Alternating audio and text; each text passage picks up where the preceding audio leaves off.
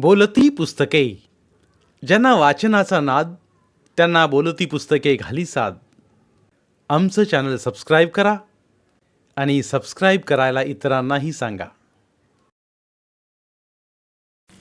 नमस्कार श्रोते मित्र हो, बोलती पुस्तके सादर करत आहे लेखक श्री वासुदेव पाटील लिखित कादंबरी तडका. प्रकरण 3. भाद्रपद चतुर्दशीला धना अप्पांचं वर्ष श्राद्ध आलं. चंदन अक्कानं सालाबाद प्रमाणे वाड्यातल्या साऱ्या भाडेकरूंना जेवणाचं आमंत्रण सांगितलं. भैयासाहेबही आदल्या रात्रीच मुक्कामाला आले. श्रीकांतला हे आमंत्रण आलंच. रविवार असल्यानं त्याला त्यातल्या त्यात बरं झालं. सदा वायरमनचं पूर्ण घरच पहाटेपासून चंदन अक्काकडे कामाला लागलं. वाड्याच्या समोर निमा व श्रावणीनं सडा संमार्जन करत रांगोळ्या काढल्या. विमलबाई चंदन अक्कासोबत स्वयंपाकात गुंतल्या. खामकर सरांच्या कुटुंबाची ही तीच गत. जो तो चंदन अक्काकडे मत्तीला आला. धना अप्पाच्या वाड्याच्या डाव्या हाताच्या चौकात पिंपरणीखाली टार्गेट पोरांची गर्दी जमली. जो तो खी खी हसत होता. एसा दगडू सर दुरून गंमत पाहत होते. आमचा काहीही संबंध नाही व आम्हाला काहीच माहीत नाही असल्या भावात. पिंपरणी लगत एक फलक होता. त्यावर केळ्याचा रोजचा भाव व फरक लिहिला जाई. गोवर्धन शेठची माणसं फोनवरून भाव आला की लगेच नवती जुनारी केळीचा भाव लिहित. आज त्या फळ्यावर चक्क बाराखडी लिहिली होती. श्रची बाराखडी. श्र श्रा श्री श्री श्रू श्रू श्र श्रावण श्रा श्रावणी श्री रिकाम्या जागा भरा. श्री श्रीकांत. त्याला उमगे ना, त्याला कोणीतरी सांगे व हशाचा फवारा उमडे. निमा गिलक्याची पानं व फुलं तोडायला जाताना तिचं लक्ष केलं. तिलाही उमगलं नाही, पण परत येताना तिनं श्रावणी सांगितलं. श्रावणीच्या डोक्यात प्रकाश पडला व ती चिडली. सडा टाकून उरलेल्या पाण्याची बादली तिने घेतली व रागात फळ्यावर सपकारा मारला. सारे हसत फसार झाले. श्रीकांतला काहीच खबरबात नाही. यशवंत श्रीकांतच्या रूमवर आला. सांगळे सर, तुमच्या हायस्कुलातील मुलांना समजावा काहीतरी. फार शेफारलीत. एसा काय झालं? पिंपरणी जवळच्या फळ्यावर काहीही लिहितात आणि तो दगडू सर माझं नाव घेतोय. माझं टाळकं जर फिरलं मग मी कुणाच्या बापाचं ऐकत नाही. काय लिहिलंय? श्रीकांत एसाच विचारू लागले. खरं वाटत नसेल तर श्रावणीच विचारा हवं तर. एसा बोलला आणि श्रीकांत थरथरला. मी कशाला कुणास विचारायला जाऊ? तू सांग कोणी काय लिहिलं ते, म्हणजे उद्या ज्यानं लिहिलं त्यास जाब विचारेन. मी नाही वाचलं, पण त्या श्रावणीच माहीत आहे. ठीक आहे, तू जा. एसाला टाळण्यासाठी श्रीकांत म्हणाला. थांबा, मी श्रावणीस पाठवतो, तुम्ही विचारा तिला, म्हणत तो निघाला. पण तो सरळ निघून गेला. श्रीकांतला कळेना काय झालं. थोड्या वेळानं निमा श्रीकांतला जेवायला बोलवायला आली. निमा, येतो मी, पण फळ्यावर मुलांनी काही लिहिलं होतं का? तरी श्रीकांतने विचारलंच. तुम्हास कोणी सांगितलं? एसा आला होता. तोच मुलांच्या नावानं ओरड करत होता. तो मर्तुगडा? त्याचं काय ऐकता? श्रची बाराखडी लिहिली व आमच्या श्रावणीचं नाव लिहिलं होतं. चला, अक्काने जेवायला बोलावले. निमा बोलली आणि श्रीकांतच्या पायाखालची माती सरकली. त्याला मतदार नोंदणीचा फॉर्म आठवला. त्या ठिकाणी दुसरं कोणीच नव्हतं. मग मेंदूत विचार चक्र सुरू झालं. चंदन अक्काच्या वाड्यात एकदम खानदानी आब.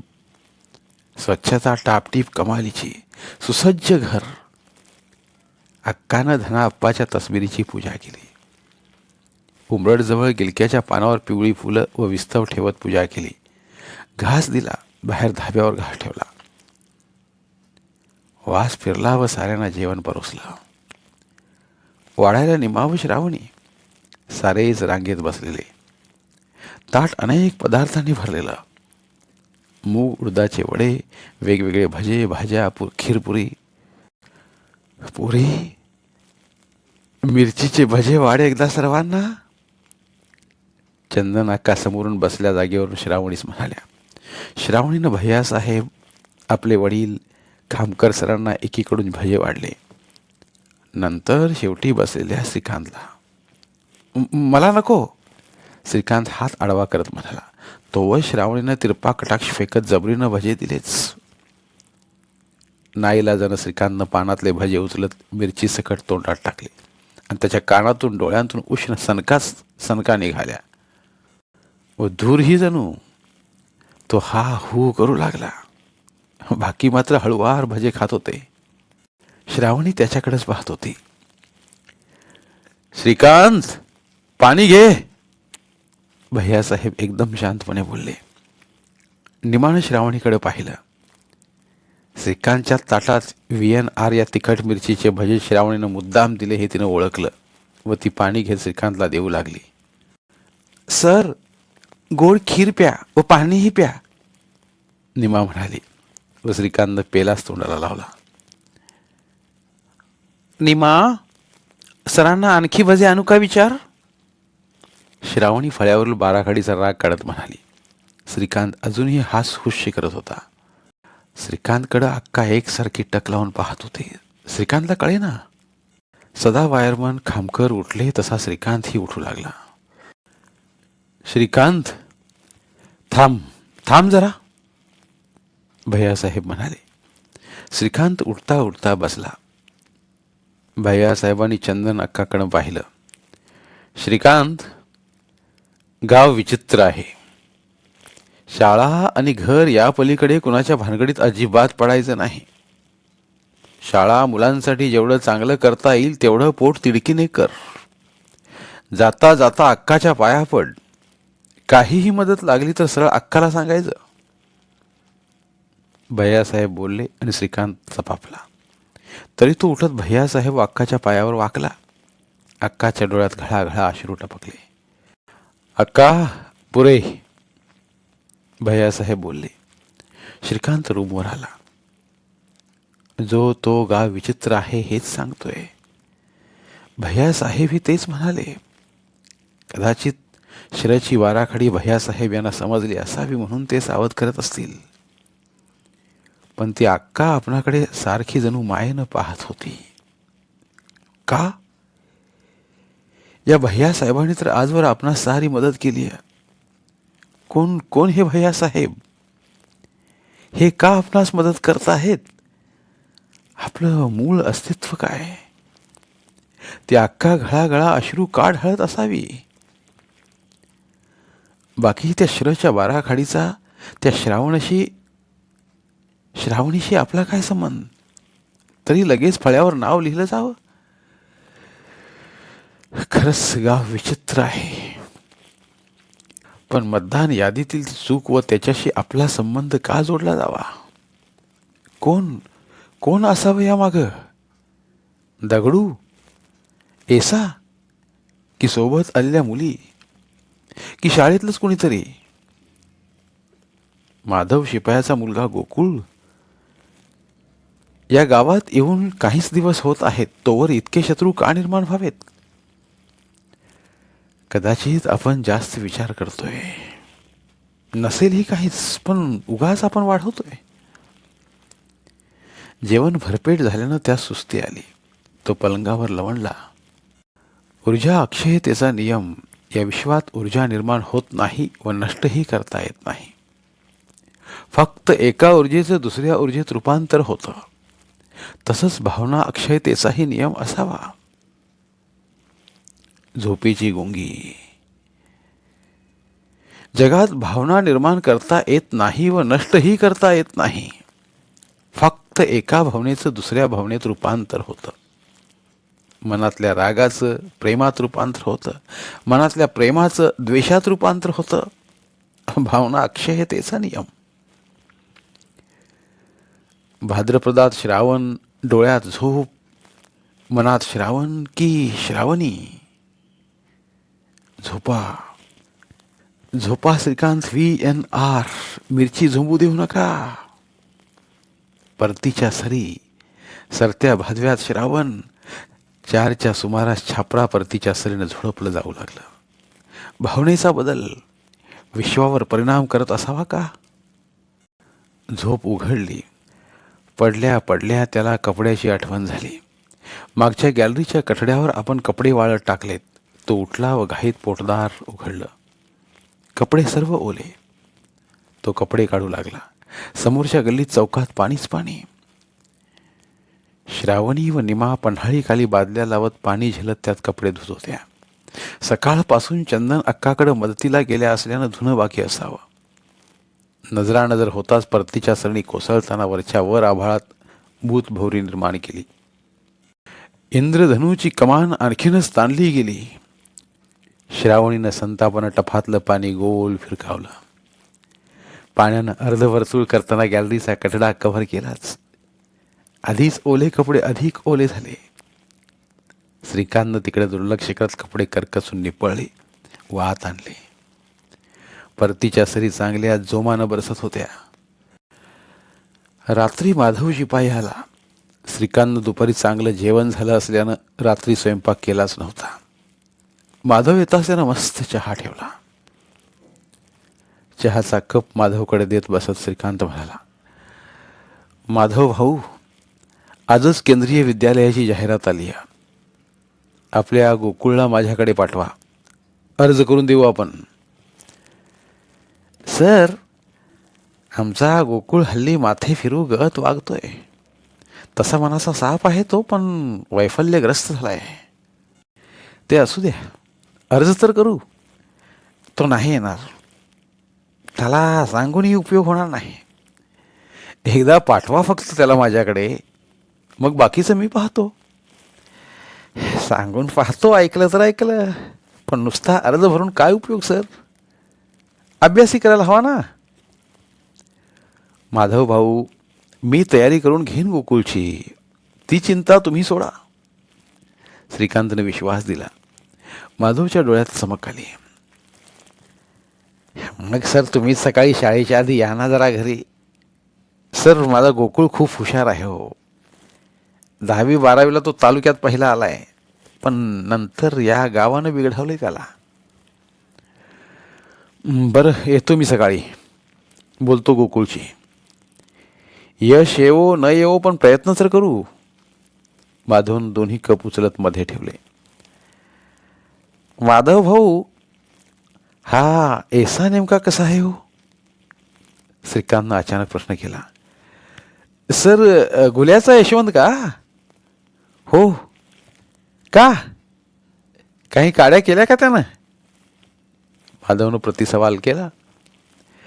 तसं काही नाही, पण सहज आपलं विचारलं. श्रीकांत म्हणाला, सर, नगुमाईचा हा एकुलता एक मुलगा. नवरा दारूने गेला तेव्हा 8-10 वर्षांचा होता तो. पोलिओनं दोन्ही पाय गेलेत. डोळ्याची खळी मोठी, ओठ प्रमाणापेक्षा बाबरे. चालताना रॅम्पवर कॅटवॉक करतात तशी चाल. आता नगुमाई थकली. यानंही 25 ओलांडली, पण यास मुलगी कोण देणार? 2 म्हशी आहेत, त्यांच्या दुधावर घर चालतं. यानं म्हशी सोडाव्यात आणि डांगर खळीत हाकलाव्यात. बस, मग पत्ते कुठनं हेच याचं काम. याला गुलाम वश आहे असं सारे गाववाले म्हणतात. पण ह्याला पत्त वश आहे की हाच पत्त्याचा की पत्त्यातला गुलाम आहे हे त्या देवालाच ठाऊक. नाहीतर याची परिस्थिती जेमतेम राहिलीच नसती. पण गावास हे कोण सांगणार? कुणी जरासही डिवचलं की अस्सल आई बहिणीवरून शिव्या देणार. शिव्या याच्या जिभेवर जणू बांधलेल्या. याचं कोणी सहसा नाव घेत नाही. याला LMA ली मारान 8 म्हणतात. गावातली टारकट डांबरट मुलं याची मजा घेऊ लागले की मग याचा तोंडाचा पट्टा सुरू होतो. पत्ते आणि शिव्या याची कमजोरी. माधवने येसाची कुंडलीच मांडली. तोच बाहेर दारावर टकटक वाजली. Shri sir, Shri sir! श्रीकांतनं दगडूचा आवाज ओळखला व दार उघडलं. दगडू सर, माझं नाव श्रीकांत आहे. ते सोडा सर, पण काही करून 500 रुपये काढा. दगडू सर, वेळ काळ तरी पहा, माझ्याकडे नाहीत. भले जेवण करून जा. श्रीकांत स्वतःच जेवण केलं नव्हतं तरी म्हटलं. श्री सर, खरंच नड आहे, भागवा. नक्कीच दिले असते, पण माफ करा. दगडू सर रागानं पाहत दारावर जोरात लात मारत दार लोटत संतापत निघून गेला. सर, बरं केलं. या गावात नकार द्यायला जो शिकला तो टिकला, माधव बोलला. माधव भाऊ, दगडू सर संतापात गेलेत. जाऊ द्या. बरं, रात्र फार झाली, मी पण निघतो. सकाळी मात्र या घरी, म्हणत माधवही निघाला. श्रीकांत दार बंद केलं व झोपायची तयारी करू लागला. मागच्या सदा वायरमॅनच्या घरातून आवाज येत कानावर पडत होते. बाहेर पाऊस पडत होता, तोही आवाज. बहुतेक सदा वायरमन मारून आला होता. रात्री रोज पिऊन आल्याशिवाय सदा वायरमनचं धकतच नव्हतं.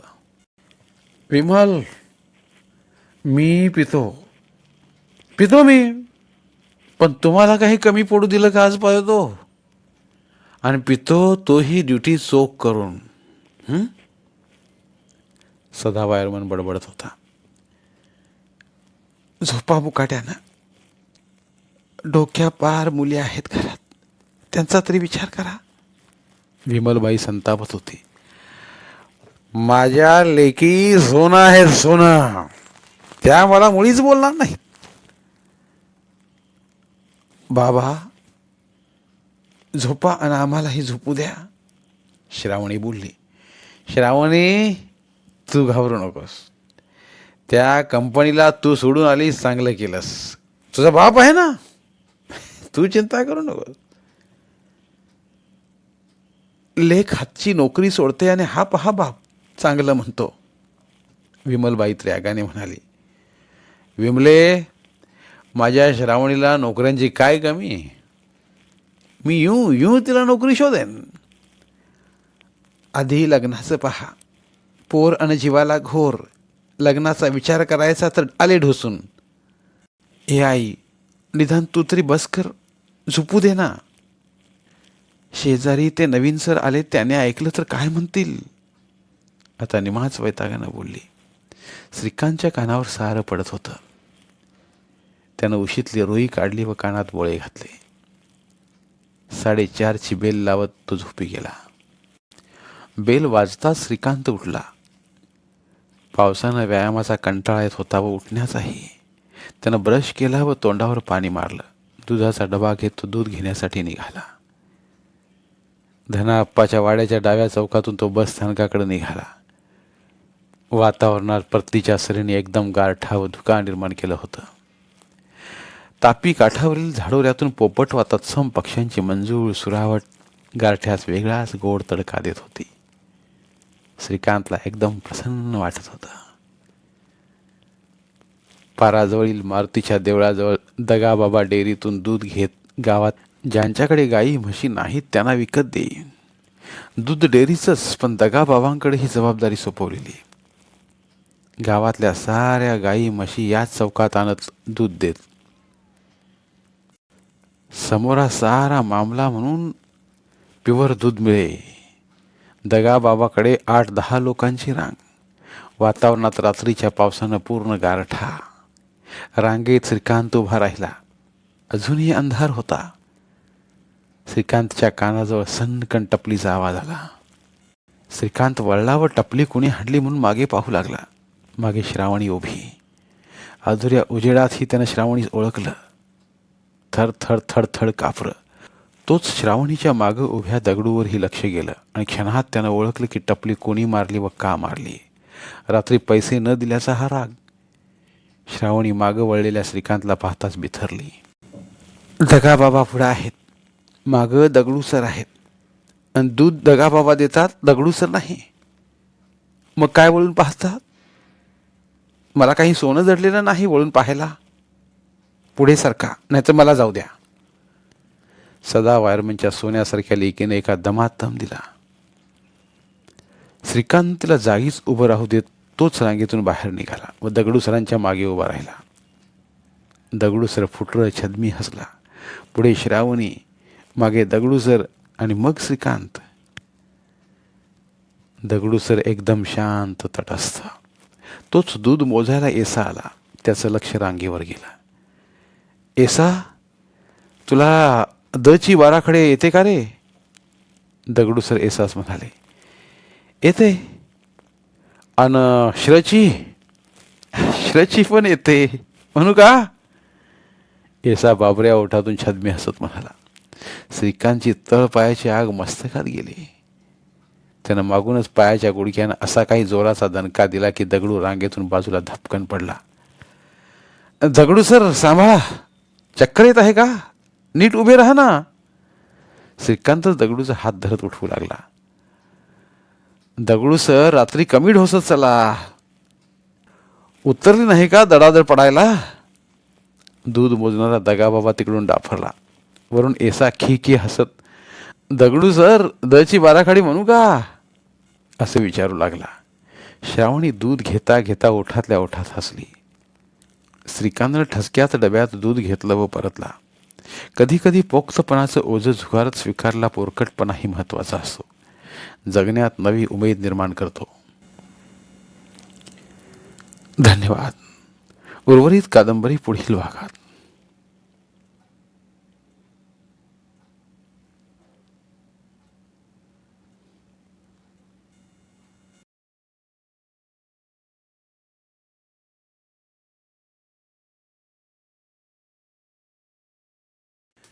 धन्यवाद. प्रिय श्रोते मित्र हो, आपल्यासाठी एक आवाहन. आमच्या चॅनलच्या प्लेलिस्ट विभागात तुमच्यासाठी शेकडो कादंबऱ्यांचे ऑडिओ बुक्स उपलब्ध आहेत. तिथे प्रत्येक कादंबरीचे सर्व भाग एकत्रित मिळतील. त्यामुळे सध्या सुरू असलेल्या क्रमशः कादंबरीच्या पुढील भागासाठी वाट पाहण्याची गरज नाही. तुमच्या वेळेनुसार तुम्ही संपूर्ण कादंबरी सलगपणे ऐकू शकतात आणि साहित्याचा आस्वाद घेऊ शकता. कृपया आमच्या चॅनलच्या होमपेजवर जाऊन प्लेलिस्ट चेक करा आणि तुमची आवडती कादंबरी निवडा. धन्यवाद.